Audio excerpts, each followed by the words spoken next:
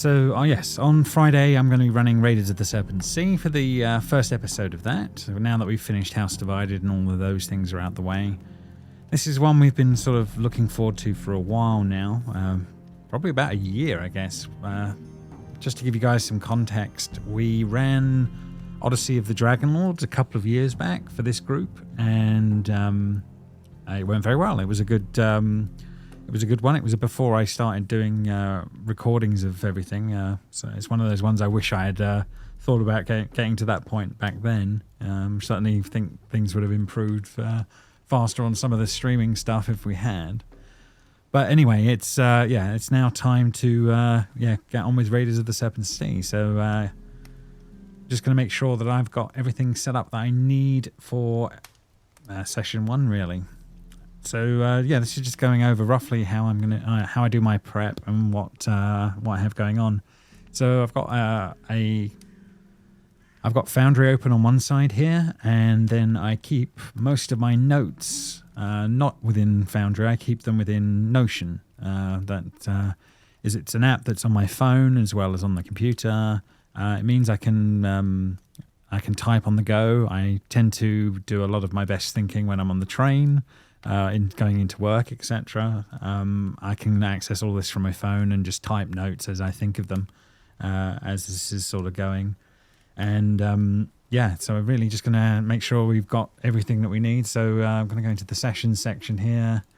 And in session 1, the strong start is going to be relatively easy for this one. There is a sort of an opening monologue and some bits that I'll sort of ad-lib and work through when the time comes. Character introductions, that'll be nice and easy. That's basically my players will have to just describe what they're doing on the ship. Basically, I've set up an opening scene within here that they'll be able to use to do to just talk over when this is all going on, and they'll basically be able to run through everything there. The book gives some nice basically some nice ideas for some characters that are on the ship with them. So I'm going to try and hopefully get some roleplay ideas. In fact, that is a very good point. I should really put in the NPC section in here. Must do ship extras. So they will get to meet that crew. Hopefully they'll at least be interested in some of them. We obviously have the leader of them. We need to make sure that Hrolf is up front and center. And I've had some of them write. I've been introducing him into some of their backstories. So there's a little bit there.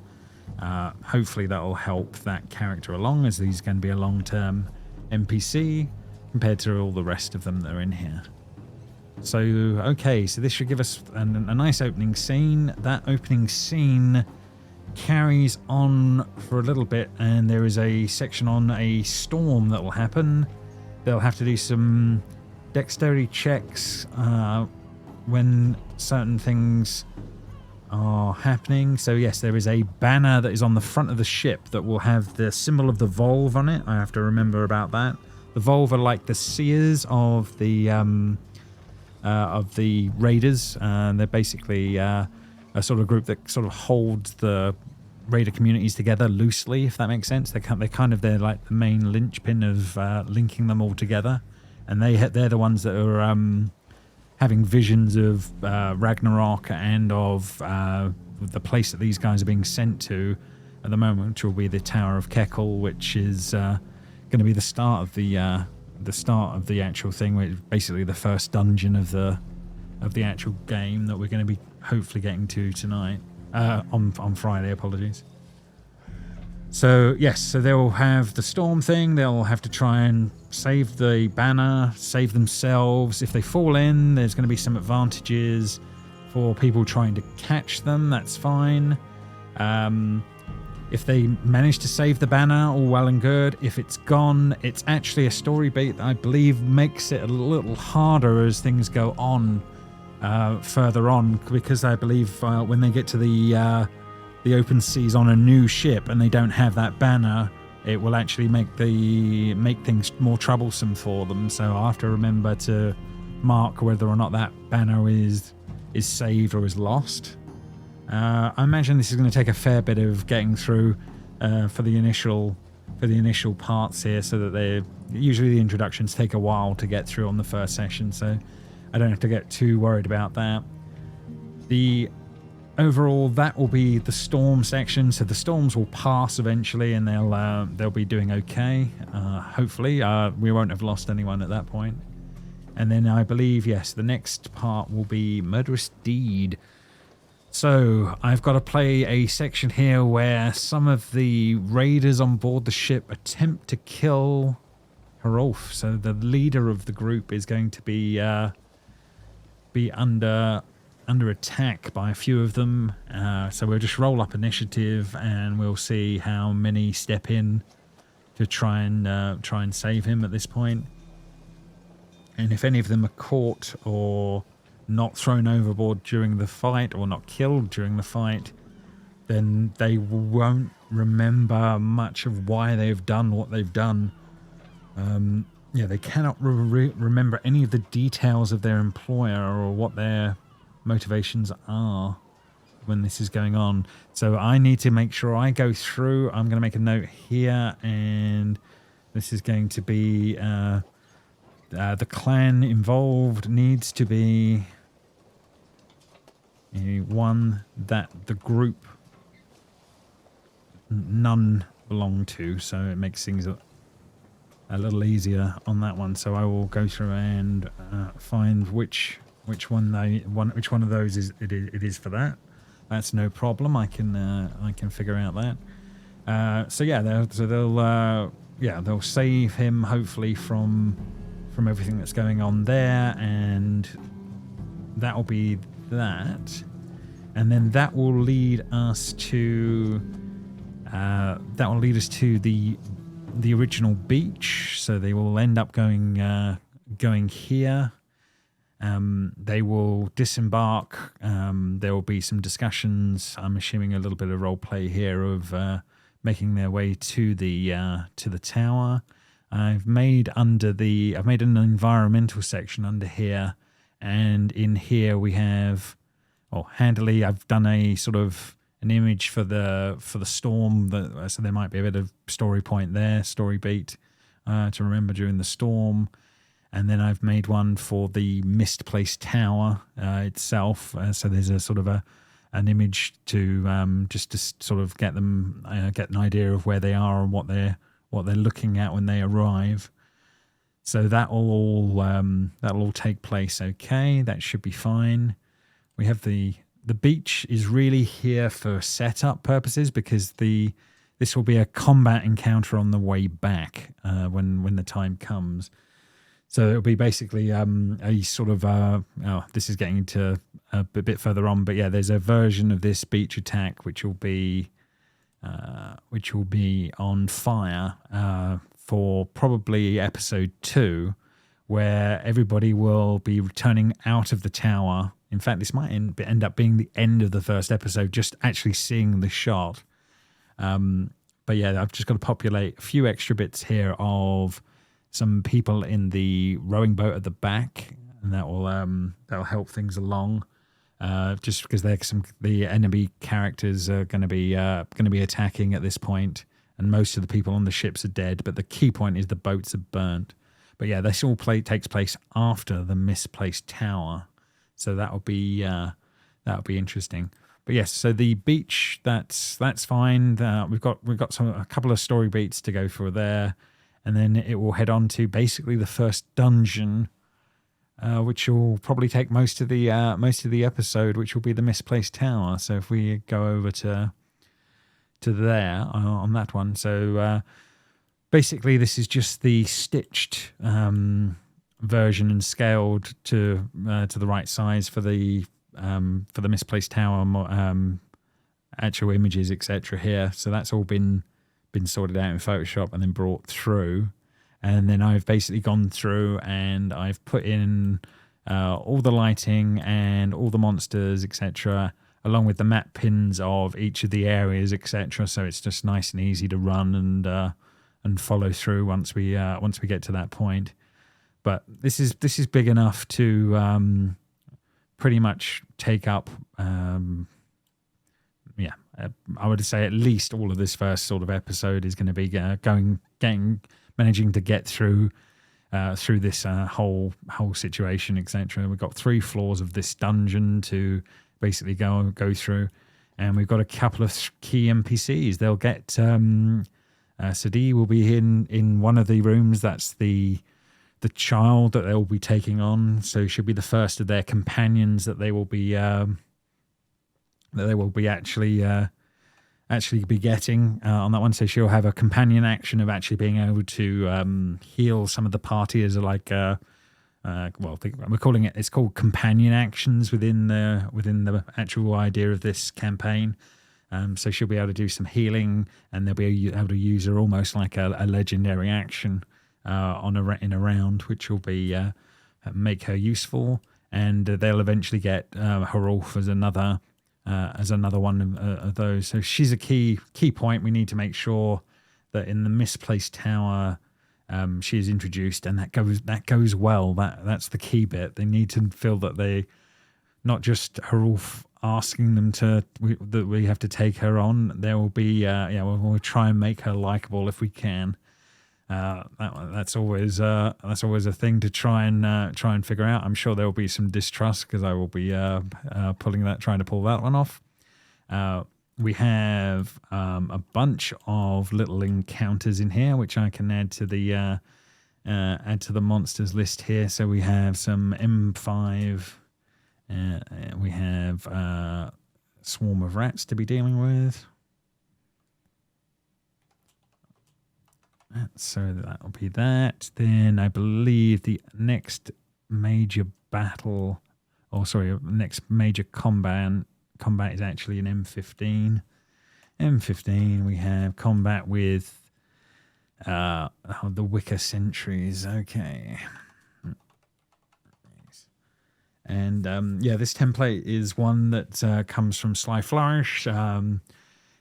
I do find it's kind of helpful. It does remind me to start thinking about a few ideas of what's going to actually be coming up in each session. So I make one of these session templates for each episode as we go. Key bits of treasure. We do have a couple of them, but the main one that we need to make sure that we get figured out is the iron cast of a man's face. So this is very, very key. Obviously, we need to make sure that they take possession of this, or if they don't take possession of it, at least if they should have seen it, so that when it reappears later on in one of their backpacks without explanation, we'll get it to go. But I'm assuming this will be a relatively easy one to make them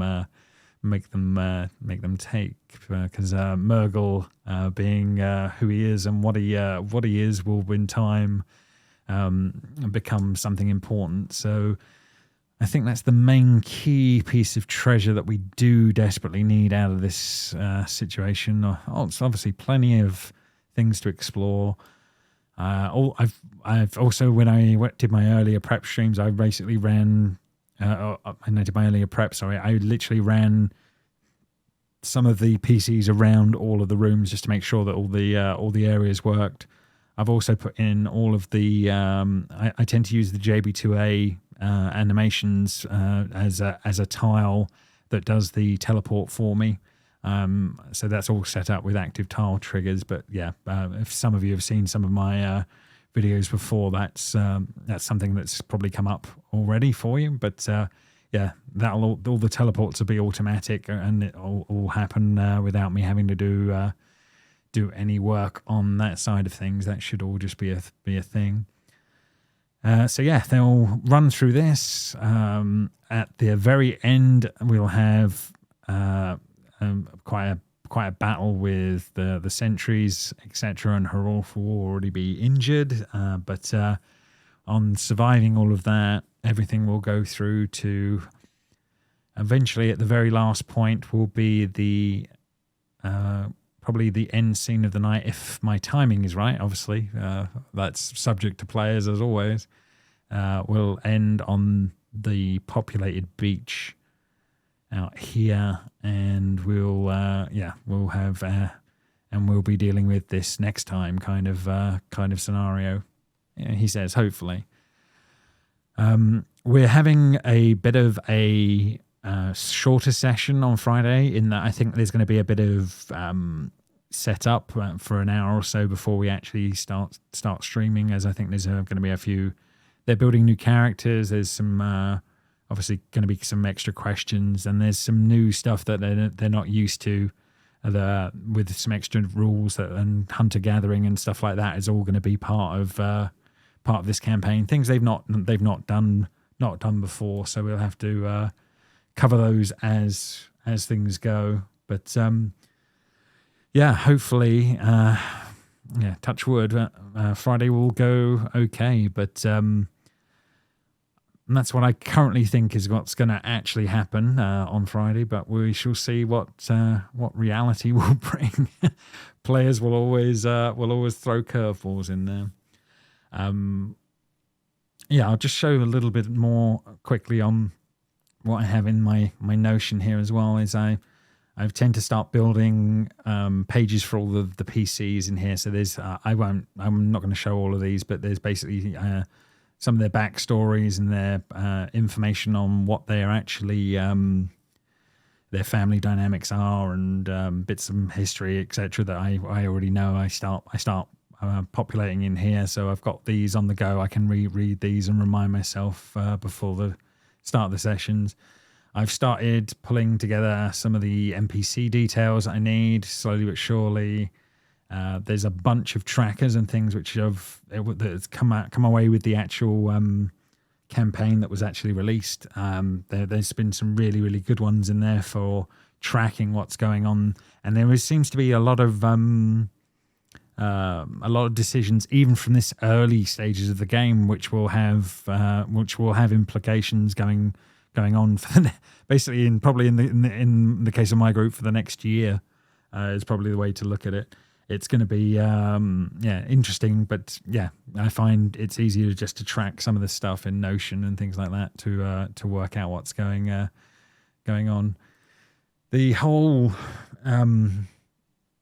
actual adventure goes on till at least in theory level 16. So starting from level 1 to get to 16, that's I've done one fall through to level 20 previously, which was basically Odyssey, and that was getting close to the same sort of levels as this overall. This will definitely take us a lot of time. But we have a lot of content. The book is massive. It's at least as big as Odyssey, and there's going to be plenty to be working through. I mean, the map itself, if we go through here on this side of things, I mean, when the campaign is starting, we're really only dealing with a few places down in this very, very bottom corner of this entire world map that we've got going on. And there's plenty of places on here that are already starting to exist and get filled in as time goes on. And I'm hoping with some of the other sort of DM groups that are around, DMs that are on some of the Discords, etc., for raiders and things like that, hopefully between us all, we'll start populating lots and lots more of these places. But the good thing really overall is that it all starts off in a sort of a small sandbox here, where we end up going to this tower at Keckle as the first point you go to, and then basically we have there's a short story that goes on of things that they have to do to get to Nowhere, which is the first place they'll be able to actually purchase a ship, and then there's a whole story around what you do at Nowhere to actually start figuring that out. So I have already built some of Nowhere already to make sure that we've got some options for when that's going to actually happen. But yeah, that's going to probably be part of what we get when we get to the to some of the next steps after that. But we've basically got maps for this whole area. So this will be probably week 2. They're moving up from Keckle. We have all the places that they can stop off on the way. I might need to add a little bit of extra detail on some of these. So week 2 might be getting to nowhere. And then eventually when they do get to nowhere, we'll probably be doing episode 3 is meeting people there, trying to work out what's going on and trying to purchase a ship or steal one, depending on what the group actually is going to end up being like. It's all going to take time to figure out what's going on from that point of view.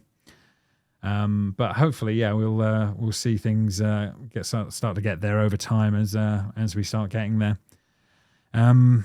Yeah, well, hopefully I've got enough for week 1 is what I'm hoping. I'm gonna have one more look at this probably on Friday beforehand and make sure that I capture these last bits that I've managed to think through this time and then go from there. But yeah, hope anyone can come and watch on Friday night. But obviously there'll be a VOD not long after, and we'll see how it goes from there. But yeah, I've been looking forward to this one for a long time, and the group have too. So yeah, I'm going to be very intrigued to see how this all works out.